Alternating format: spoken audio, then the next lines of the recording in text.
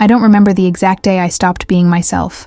All I know is that one day I was 19, with plans to study design, friends calling me to go out, and the next day, I was at home, learning to change adult diapers and administer intramuscular injections without trembling. My brother was diagnosed at 11, a rare degenerative disease, one of those that has no common name, only cold acronyms that fill medical reports. My parents endured as long as they could. My mother died young. My father aged suddenly, and when he too passed away, the question hung in the air, like an unspoken condemnation. And now who will take care of him? They, the responsible daughter, the unmarried sister, the one who has a heart. I started by saying it would be temporary, a sabbatical year to be with him while we reorganize everything. But that year turned into a decade, and then another one. While my friends were having children, moving to different cities, getting master's degrees, I was learning to detect a respiratory crisis by the color of their skin. While others were traveling or buying a house, I was adapting the furniture in the room so that his chair could swivel without hitting the walls. He was my world, and no one else. I'm not complaining about the love I felt. It wasn't hate. It wasn't a forced emotional burden. It was loyalty. It was love without applause. It was a presence. But over the years, I began to ask myself something I was afraid to think about. What if all this effort is worthless? What hurts the most is not just the silent sacrifice. The thing is, while you're giving it your all, there are people around watching, and still feel entitled to judge. From the outside, it seemed that I had a noble mission, that I lived to care, that I didn't need much. They would say things like, "What you did was truly admirable. Not everyone has your calling. God sees everything." Canned phrases, spoken at birthdays or family gatherings to which she arrived with dark circles under her eyes, having slept no more than 3 hours the night before. But when he asked for specific help, the silence was absolute. "I can't this weekend." He doesn't feel comfortable with others, does he? You already know how to handle it better. Nobody really knew, because no one had ever been left alone when they had seizures at 3 a.m. No one had ever felt the desperation of the ambulance not arriving on time. No one had taken the blame for yelling at him, for losing patience, for crying in front of him without being able to stop. I carried everything. And yet, they had their opinions, whether he should be stronger, that it was time to make a life for myself.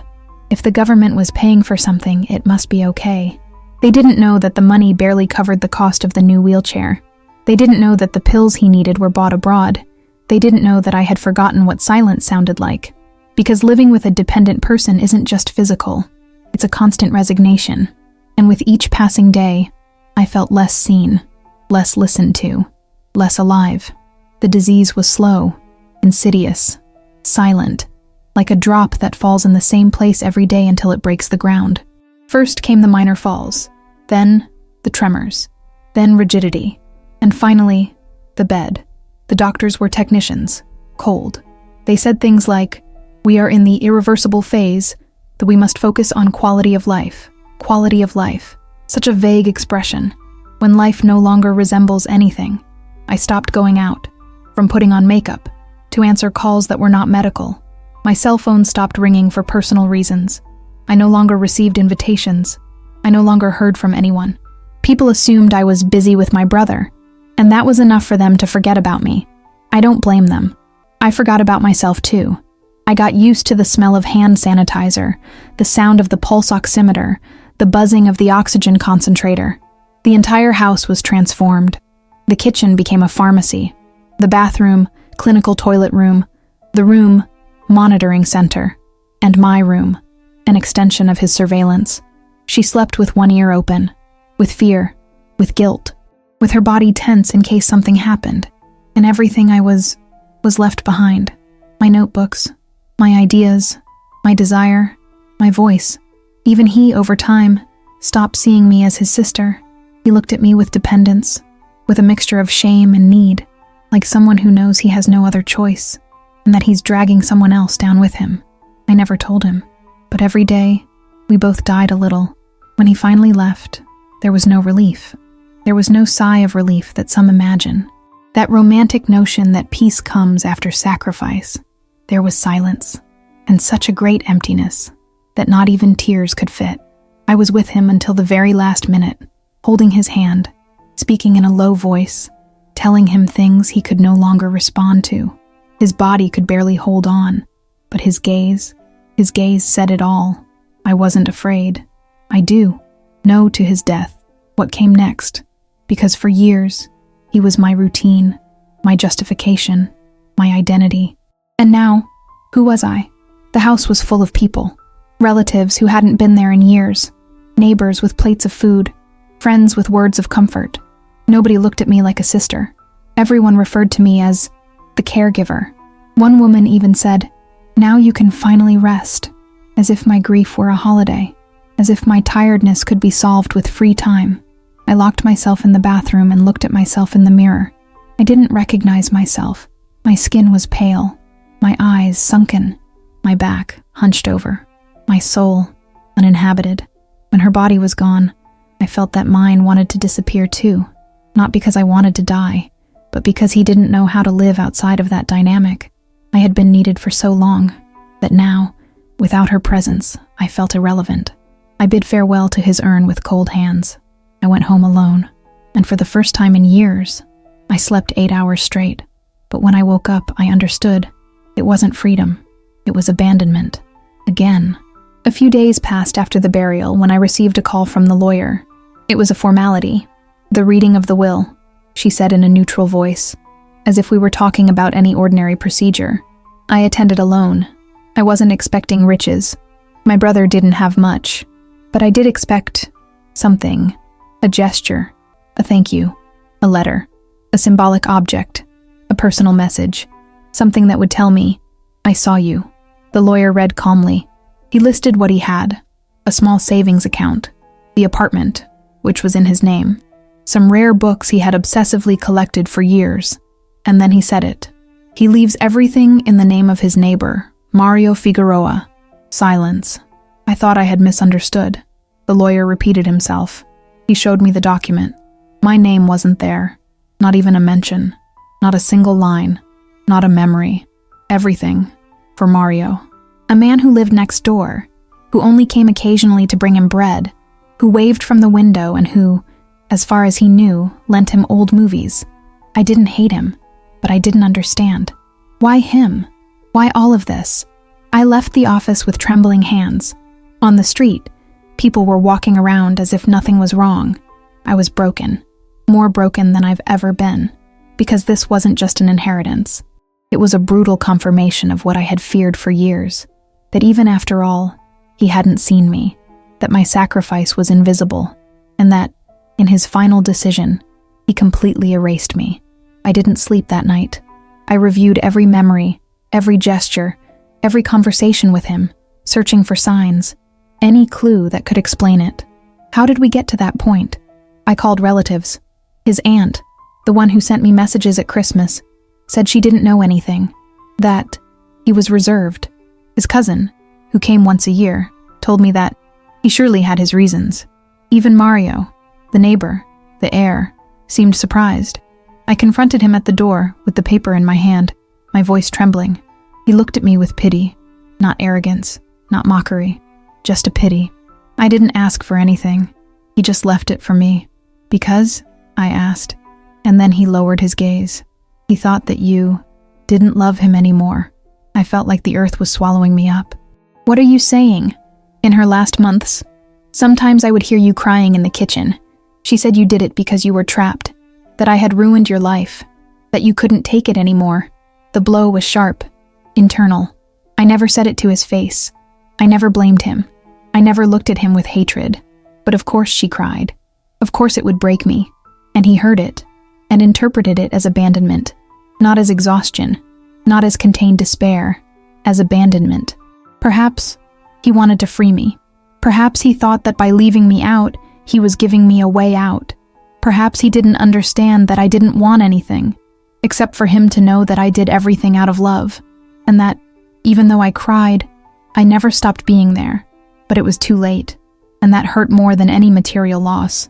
Days passed, long, silent days, in which the house seemed larger and I smaller. I wandered the halls like a shadow, aimless, without purpose. Every object of his was a reminder that I could no longer ask him anything, that all my questions would remain suspended in an unanswered void. Until, while cleaning his room, I found something, a blue notebook, the same one where he used to write down medication schedules, medical reminders, and random phrases that nobody understood. It was hidden behind a pile of clean clothes, too well kept, too hidden. I opened it with a racing heart. The first few pages were the usual, schedules, dates, unexciting notes, but in the last part, there was something more, a letter, written in her clumsy, cramped handwriting, with my name on the first line. Sister, if you're reading this, it's because I'm no longer here. I had to sit down. My hands were trembling. I always knew I owed you more than I could give you. I wasn't easy to take care of. I never wanted to ruin your life. I felt a lump in my throat. I heard you cry many nights. And although I know you weren't crying out of hatred, I thought you deserved freedom, a life without me. Tears blurred my vision. Mario was the only one who listened to me when you were exhausted. Not because you didn't want to listen, but because you were carrying too much. He told me that you needed to live, and I believed him. A dry sigh escaped my chest. I didn't leave you out of cruelty. I did it thinking I was doing you a favor. I didn't want you to have to stay in this house full of pain. I wanted you to be able to start over without feeling tied to my shadow. I couldn't read anymore, but I kept going. Forgive me if I hurt you. It was never my intention. All I wanted was to thank you, even though I didn't know how. That's when I broke down. Not with anger, with a sadness so deep, it seemed to come from all the years I swallowed my exhaustion so as not to hurt him. He did not deny me. He didn't reject me. He believed that I needed to be freed, and he did it in the worst possible way, without words, without explanations, without understanding that freedom is not born from abandonment, but from shared truth. I pressed the notebook against my chest, and for the first time in a long time, I cried for myself, not because of him, for me, for everything I gave without anyone seeing it, for all that I carried without anyone to support me, for all the times I cried in silence, believing I was strong, and for the first time, I understood something I had always refused to accept. I also deserved to be cared for. For years, every tear I shed was for him, because of her pain, because of her deterioration, because of the injustice of a life trapped in a body that did not respond. I cried when he was asleep, so he wouldn't see me. She cried while washing her sheets, while preparing her meals, while watching her body slowly fade away. But I never cried for myself. I didn't feel entitled. I was the strong one, the one who had to resist, the one who was healthy, the one who should be grateful for being able to help. That letter broke me in a different way. It showed me how much misunderstanding can exist between two people who love each other in silence. It hurt me that he thought I wanted to escape. It hurt me that he couldn't talk to me about it. But for the first time, I felt something more than pain. I felt compassion. For him. For me. Because of how badly we communicated. Even from the purest love. Because that's what it was. Love deformed by tiredness, by fear, by loneliness. It wasn't betrayal. It was desperation. We both lived trapped in an emotional system where no one taught us to ask for help, to say I can't anymore, to say I'm afraid. I put the letter in a box along with a photo of us from when we were children. We were smiling, before illness stole our lightness. That box is worthless in legal terms, but in my soul, it weighs more than any will. Today, I walk alone, without inheritance, without resentment, and for the first time, with the certainty that I no longer have to prove anything. I am not the caregiver. I am not the one being sacrificed. I am a woman who loved more than she could, and who now, at last, allows herself to feel for herself, and that, even if no one sees it, even if no one inherits it, is my greatest legacy. For years, I thought that true love was shown in silence, that taking care of someone without asking for anything in return was noble, that giving up my life for another was the right thing to do. And yes, it was, but it was also cruel, because no one taught me that even strong people need care. Even the pillars wear down. Sacrifice is not a language if no one recognizes it. Today I understand that I gave it my all, and that all of that shouldn't have cost me so much. I don't hate my brother. I still love him, but now I love myself too, and that changes everything. If you're watching this and have ever felt like your love was invisible, if you cared, supported, loved, and nobody noticed, I want you to know this. You matter too. You too deserve for someone to look at you and say, "Thank you. I see you. I value you." And if nobody does it, do it yourself. Because sometimes, the only true inheritance is the one you give yourself when you decide that your story also deserves to be told.